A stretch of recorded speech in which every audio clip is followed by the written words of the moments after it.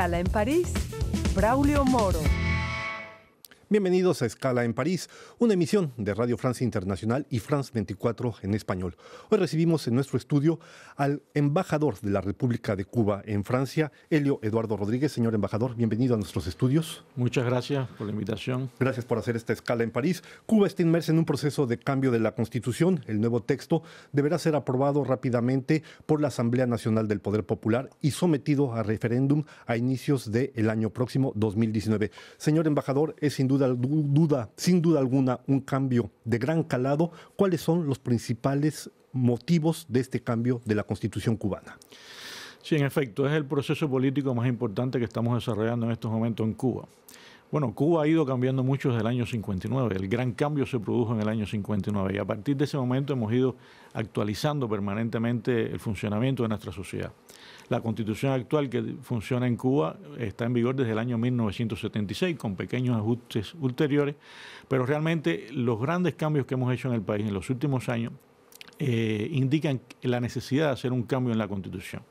Se ha presentado un proyecto que genera grandes modificaciones, más de 80 nuevos artículos.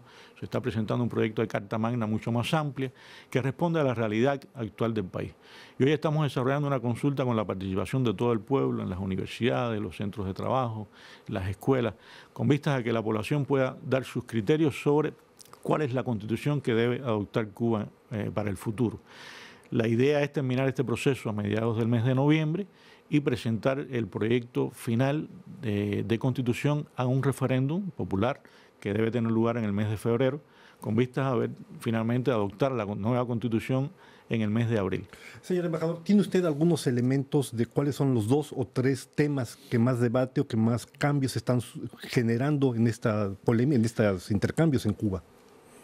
Como le decía, la modificación es muy amplia. Hay propuestas que modifican la estructura del Estado, la separación entre la función de jefe de Estado y jefe de gobierno, la creación por primera vez de la figura del primer ministro. Pero también hay otras modificaciones importantes. Por ejemplo, se debate mucho en la actualidad la propuesta de que se limiten a 2 mandatos, solo a 2 mandatos de 5 años, la función de los principales cargos del Estado. Hay algunos criterios sobre eso, una parte a favor, otra parte en contra. También se propone limitar a 60 años como máximo para acceder a las primeras funciones del Estado, las funciones máximas del Estado. Una persona con más de 60 años no debería acceder a las primeras funciones del Estado, las más altas. Y esos son temas que se debaten, algunas personas favorables, otras menos. También ha generado cierto debate en el país una propuesta referida a la cuestión del matrimonio. Sobre eso volveremos, efectivamente. La Constitución en Cuba recoge hoy el matrimonio entre un hombre y una mujer. Bueno, se propone en el nuevo texto el matrimonio sin diferencia. Artículo 68. En el artículo 68. Y eso ha generado en una parte de nuestra sociedad también cierto debate. Embajador, es un proceso sin duda alguna muy innovador, entre otras cosas. Es una consulta que se hace no solo al interior de la isla, han decidido ampliarla a la población de origen cubano que vive en el extranjero. Entiendo que se han recibido casi 40,000 propuestas provenientes de 102 países. ¿Tiene usted algunos de los elementos de lo que han sido esas propuestas, de los principales, claro está? En efecto, es novedoso en este proceso que se está también promoviendo la participación de todos los cubanos sin diferencia, ya estén residiendo en Cuba o fuera de Cuba, incluso de la comunidad cubana residente en Estados Unidos. Y se han recibido un numeroso grupo de propuestas en los más diversos temas sobre el texto del proyecto constitucional. Algunos de los elementos que yo mencionaba también han generado propuestas desde el punto de vista de la comunidad cubana residente en el exterior.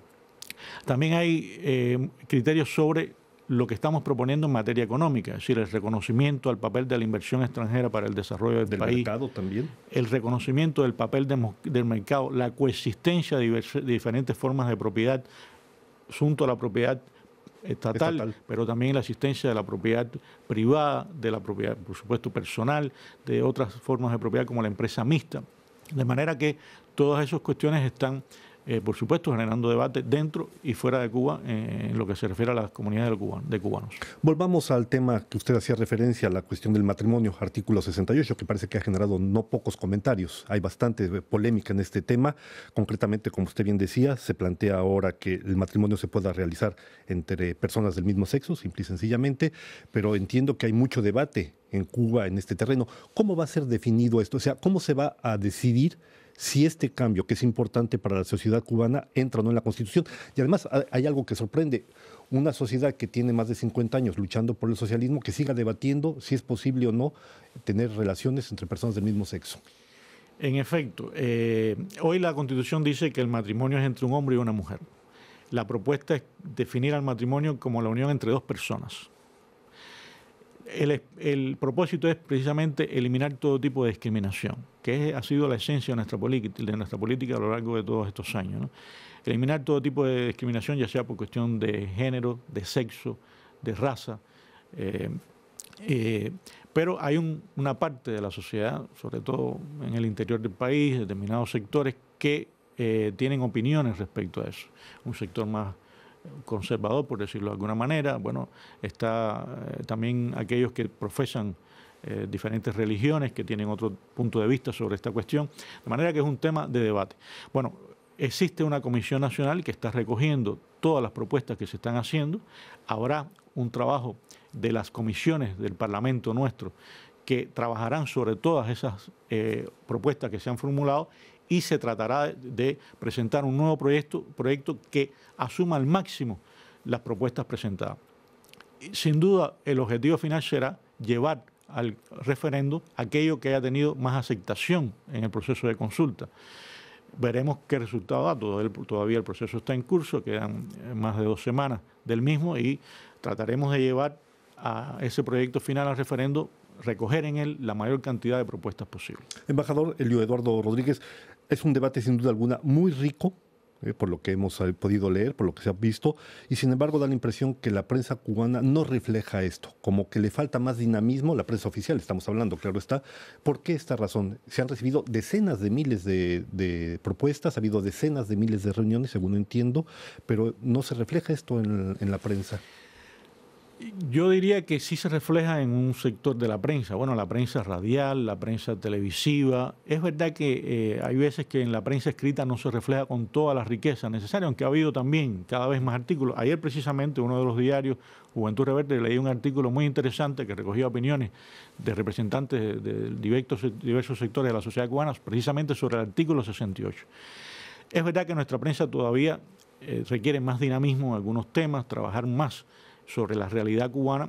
En eso estamos también trabajando, tratando de perfeccionar el trabajo de la prensa, con un compromiso muy grande de la prensa en Cuba de avanzar en ello, pero se está tratando de reflejar al máximo en la prensa, en los diferentes medios, ya sea radiales, escritos, televisivos, lo que está ocurriendo precisamente en este debate. Hablábamos precisamente de los distintos tipos de propiedad que reconocerá la nueva Constitución, en caso que sea aprobada, claro está, sabiendo que las consultas llegan hasta el 15 de noviembre y, como usted decía, el referéndum será a principios del 2019. Ahora bien, el tema precisamente de la propiedad privada, se reconoce de una cierta medida el derecho a la riqueza. ¿Quién define quién es rico y quién no será rico? Nosotros, como principio en la sociedad, tratamos de tener una sociedad en la cual las personas tengan derecho a lo esencial en la sociedad: el acceso a la salud, el acceso a la educación, la seguridad social, en lo cual nuestro proceso ha hecho avances significativos, ha tenido avances significativos. No nos interesa en el país promover la excesiva acumulación de la riqueza. Pero se está dando. Se da en una pequeña escala, es decir, efectivamente con la apertura a la propiedad privada en diferentes sectores, los pequeños restaurantes, otro tipo de negocio de servicio, bueno, hay cierta generación de riqueza, pero eso no es ilícito, es correcto que la persona reciba beneficios por un trabajo que haga, pero no nos interesa realmente promover que haya multimillonarios en el país, porque nos interesa ir a una sociedad donde cada cual pueda tener acceso a lo esencial de manera lo más igualitaria posible. sin caer en el igualitarismo esquemático, por supuesto, porque es imposible, no hay sociedad alguna que pueda funcionar de esa manera. Pero habrá que definir después las leyes que deriven de la Constitución, porque una vez que adoptemos la Constitución habrá que promover todo un proceso de cambio de las leyes, actualización de las leyes, y en las leyes tendremos que definir cómo entender o cómo tratar de evitar una acumulación excesiva de la riqueza. El referéndum al que será sometido a la nueva Constitución tendrá como dirigente o estará a cargo en la presidencia el presidente Canel, Miguel Díaz-Canel, que tiene ya cumplido 8 meses en su mandato, si no mal recuerdo, entró en abril sus funciones. ¿Cómo están evaluando ustedes la presencia, precisamente el peso que va a jugar el presidente Miguel Díaz-Canel en este proceso de cambio sustancial? Bueno, una vez que se apruebe la nueva Constitución, después del referendo, habrá que ir a un proceso de elecciones, porque habrá que elegir un nuevo presidente de la República, el primer presidente bajo la nueva Constitución. Habrá que elegir el nuevo primer ministro. Esas serán responsabilidades del Parlamento.